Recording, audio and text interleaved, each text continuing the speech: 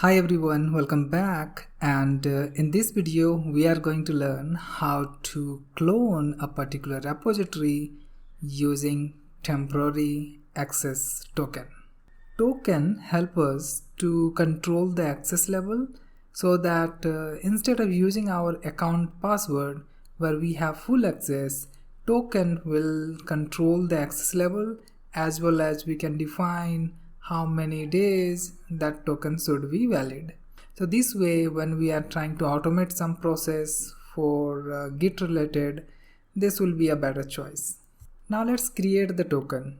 So I will click on my profile. From profile I'll go to the setting, and inside setting there is developer settings. Then go to the token classic and generate new token. Here I will give the token name as temporary pass and it will be valid for 7 days. And then I can see like all this access level I have. For the timing I will give full repo access and then generate the token. I will copy this token so that I can use it later. Now let's try to clone the repository. So I have kept the git link here, then git clone and URL over here. Now let's enter, and this will ask me to sign in, but I have the token, so I just selected token option, copy the token again and put it here and sign in.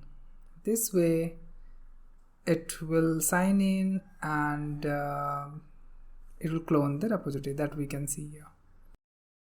Now let's do one thing. We can see here this code has been downloaded. So let me delete this and let's try to reclone it. And this time it should not ask for password because already token I have given. So you can see it's directly cloning this one. And thanks for watching.